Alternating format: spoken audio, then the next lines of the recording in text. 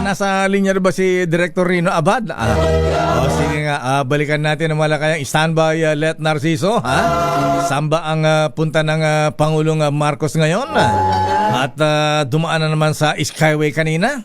Abay, nasa ating linya po mabigan si Director Rino Abad ng Oil Industry Management Bureau ng Department of Energy. Alam po yung sa world market, mga kuya mga ating, abay tumataas na naman ang presyo ng petroleum products. Abay, next week ba ay may oil price increase ulit? Director Rino Abad, sir, magandang umaga po sa inyo, Director. Magandang umaga sa inyong programa at sa ating mga kababayan po. Ayan, Director Abad, sir, abay meron nga po bang panibagong oil price increase na naman next week? Mukhang may aasahan na naman tayong dagdag na increase next week. At mukhang hindi na ho ito, Sir Deo, mababago eh. Naku. Mukhang increase din uli ho tayo next week. At sa pagtaya po ninyo, mga magkano kaya ang itataas? More than pesos na naman kaya? Dahil tatlo pa lang ho ang nakaraang trading days natin, so may dalawa pa ho, yung ngayong araw at saka bukas. Pero dito nga, kaya ko nasabi na malaki na ho ang chance ng increase kasi yung gasolina natin umaabot na ho ng 5 peso per liter ang estimate namin. Ang diesel ganun din ho, 5 peso. Ang kerosene around 3 pesos per liter. Ayan. O nga pala, klaruhin nga natin yung 10 pesos plus na increase, Direktora. Ito ay installment. Ano po, ha? Ayan. Paano natin na madedetermine kaya, matitsak na itong installment na ito? Kasi sabi nyo yata, kanya-kanya bahala ay yung mga oil companies kung paano nila hahatiin yan. Paano natin mamomonitor kung ito nga ay ipapatupad, Director, sir? Director? Nag-notify na sila sa amin. Opo. Hello, Sir Dio? Yes, sir. On air pa po tayo. Nung Monday ng hapon, nag-notify na ho individually yung mga oil companies at nakalatag ho doon sa notifications nila yung staggered price implementation. Ito naman ho ay binibigay natin kaagaran yung summary niyan sa ating mga inspectors on the ground para ito yung pagbabasihan ng ating inspection pa rin. Ang binabantayan talaga natin, Sir Deo, dito yung ultimately yung total adjustment. Kasi total, mauubos ka agad nila yung adjustment in a matter of 3 days lang. So, for example, ngayong araw, pag maximum lang ho kasi ang allowed dun sa mandated pa rin na computation ng DOE. Ang binabantayan talaga dyan na dapat hindi sila sosobra doon sa maximum na announce earlier na mandated adjustment. Remember, mandated ho ito ng DOE, hindi ho ito kino-compute ng mga oil companies. Kami ho ang nagko-compute, kami ang nagbibigay ng figure sa mga oil companies. Umiiral pa rin ba, Director Abad, sir, yung National State of Energy Emergency? Opo, may isang taon ho kasi yan.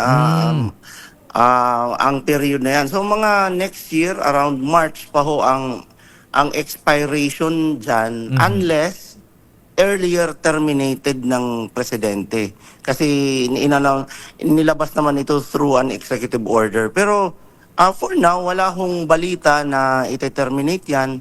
So ang default ho na binabantayan dyan na expiration baga, would be the period stated there na 1 year ang effectivity niya. So, Direktora Abad, sir, ang DOE pa rin po ang nagtatakda ng price increase o kaya rollback? Opo, dahil nga ito'y nakita namin na mas effective na paraan para masiguro talaga. Gaya nung naunang yung 3 weeks ago, naipakita ho natin ang epekto na yon. Nung mula 150 peso per liter ang diesel natin, naibaba natin to around 66 peso to 68 peso. Before nitong bagong gulo na naman.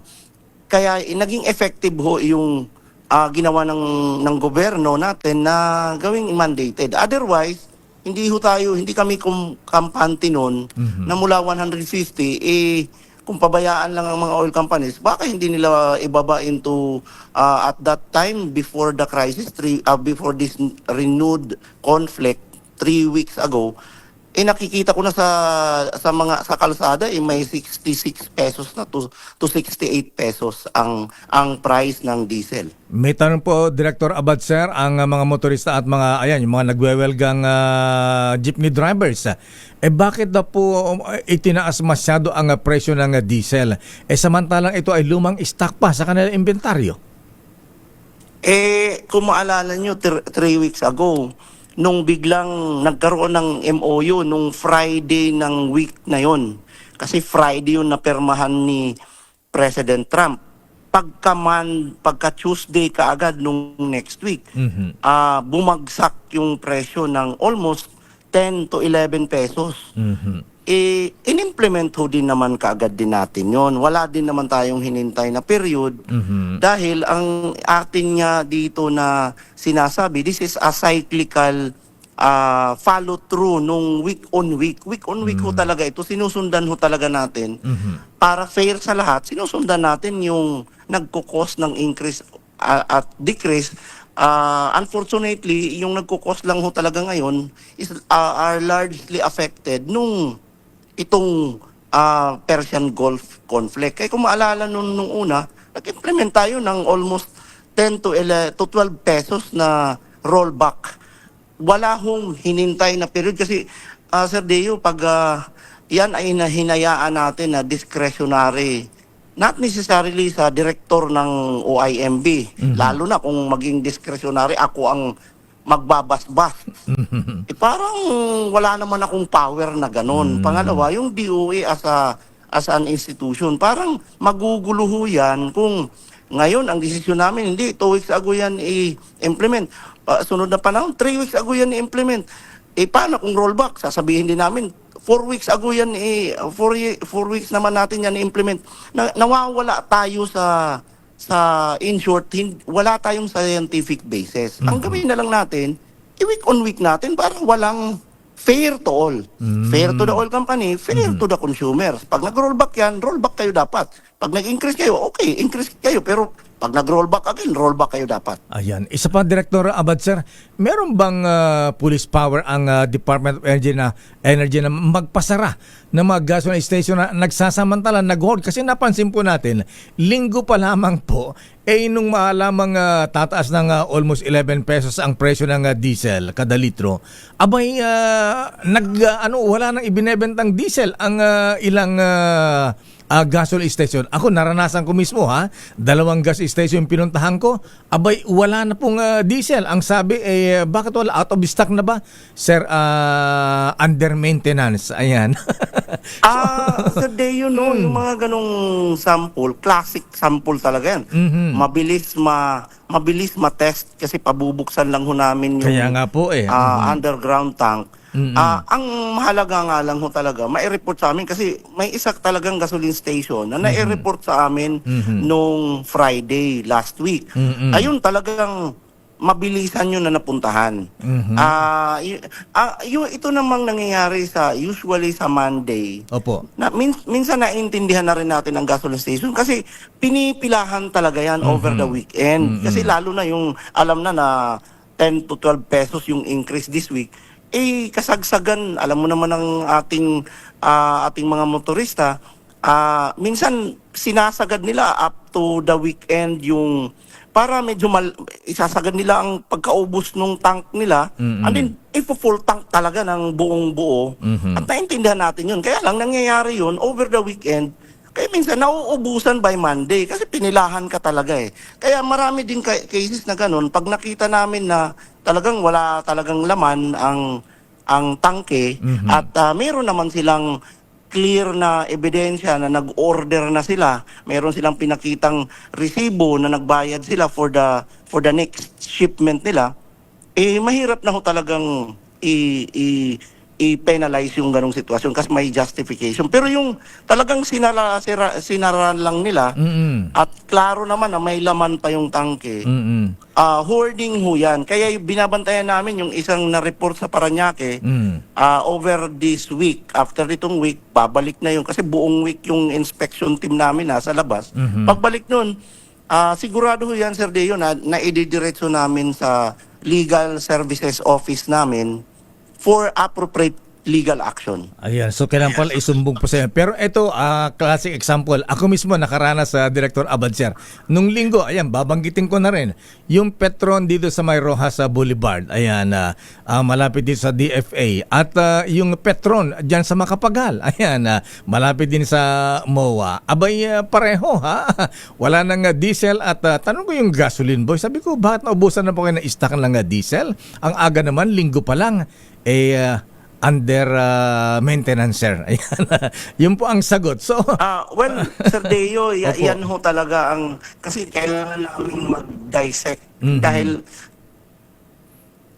under maintenance there daw are almost 14 to 15,000. Sabi ko under Yun na maintenance. nga, ang kailangan ho natin- Bakit yung gasolina meron? Bakit yung diesel lang ang under maintenance? Yung nakapagtataka doon. Kaya ang importante ho ma-inspect ho talaga dahil doon ho natin mapuprove. Kasi sa resibo pa lang at allowed ho ang Department of Energy na tingnan ang resibo nila. Yung the day before makita namin may sales pa sila. At wala namang klarong sira. Kasi napaka-simple lang ho yan eh. Ang malaking pwede mong ma-claim na nasira dyan ay yung dispensing pump. Kasi everything is underground. Paano naman yun unless masabi mo, naglindol tayo ng 8 intensity 8 magnitude, pwede mo sigurong ma-justify yan. Pero kung wala naman, parang mahirap talaga. Sir Deo, pag naimbestigahan namin, hindi ho, mahirap nila kaming mapapaniwala. Siguro, Director, alamin ko po yung hotline po ninyo kung meron kayong hotline numbers na pwedeng tawagan in case na may ganitong sitwasyon. Ang available ho talaga na mabilis, Sir Deo, ay Nawawala po kay Director Abad, sir. Ayan, pakikuha po yung... Naku, nawala. Ayan. At saka siguro, dapat, wala bang tauhan lang ng DOE na yung nagmo-monitor sa mga oil companies, gas stations, pagka ganitong may announcement ng oil price increase. Ayan, balihan nga natin malo si Director Rino Abad na naputol. Alamin lang natin yung... number niya, ayan, hotline ng DOE para pagsumbungan. Ayan, nakalungkot dahil may mga nagsasamantala pa sa ganitong sitwasyon, ano po, ha? So, siguro, naalala ko pa nung unang panahon pa ng dating Pangulong Marcos Sr., napakahigpit. May mga nagmo-monitor na nag-iikot talaga, nag-i-inspection, ha? Surprise inspection sa mga gas station. Ayan, kung kinakalibrate yung kanilang pump, kung yan ba may daya o wala, ha? Siguro meron din ganon. Ayan, Director Abad, sir. Ayan, naputol po tayo. Director, sir. Yung hotline na lamang po ninyo na pwedeng pagsumbungan ng bayan. Ba't ay pumasok si Director? Malu, ha? Ayan. Wala ba silang monitoring team? Sa bagay, sa dami na yata siguro ng mga gasol stations ngayon eh. Ayan, na hindi na Director, sir. Yes, sir. Pakikuha po namin yung hotline po ninyo. Sir Deo, ang kailangan ko lang humatingnan pero available ho ang contact number namin through the DOE website. Andun ho ang Oil Industry Management Bureau na opisina at pag na-click lang ho nila yung link doon para sa opisina na yon, ang bubungad talaga doon is nandun sa ilalim yung contact us. Andun ho yung, even the office of the director mismo ang matawagan nila. Ganun po. Mahirap kasi minsan yung mga ganyan na director sir. Kasi pag tinawagan mo, idadahal ka pa ng, if you want to talk to the director, dial 1. Ayan. Hindi, Ganun ba? Wala bang direct line na madaling tawagan para hindi na mahirapan pa yung magre-reklamo? Ayan. At saka siguro, director sir, ayan, isa pa, wala ba monitoring team ang DOE na nag-i-inspection sa mga gas station? Pagka ganitong alam natin na may mga nagsasamantala. mayroon ho tayo. Talaga naka-ready ho yung inspection team. Opo.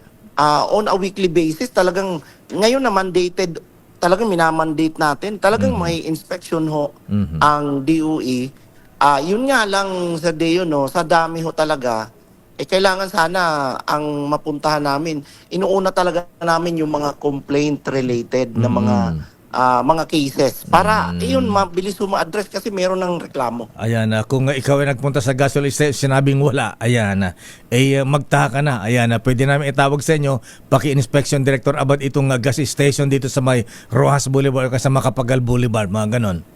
Opo, mapapasadahan ho kaagad natin yan. Pag ganyan, na para mabilisan ho natin mapinpoint kaagad yung nireklamong gasoline station. Ayan. Anyway, sige po, pakukuha ko kay Malu yung number po ninyo. Ayan, pero isa na lang po, ayan, last na lang, Director Abad, sir. So more or less, mga ano po ang ina-expect nating amount ng oil price increase next week? Well, kanina yung sinabi kong estimate, Sir Deo, no, 3 days pa lang kasi yun. So, posibleng mabago, pero ulitin ko na lang, yung 3 days pa lang, may estimate na ho tayo sa gasolina. Pareho, gasolina and diesel, around 5 pesos. 3 days pa lang to, no? Opo. 5 pesos. At itong kerosene, nasa 3 pesos. Kaya lang, mababago lang ito ng konti, pero mahirap sabihin na magro-roll back next week. Diba, mataas ang chance na may increase tayo. Mababago lang ito para sa 2 pang araw na darating. Ayan. Today, yung araw ngayon at saka bukas. Ayan. Pero kung ngayon pagbabasehan, 5 pesos sa gas, kerosene 3 pesos. Sa diesel, magkano, Director, sir? Pareho, Estimate. mga 5 pesos 5 din pesos po. din. Okay. Director Abad, sir, maraming salamat po at maganda umaga po sa inyo. Thank you. Opo. Sa inyong programa ulit at sa ating mga kababayan. Dummy.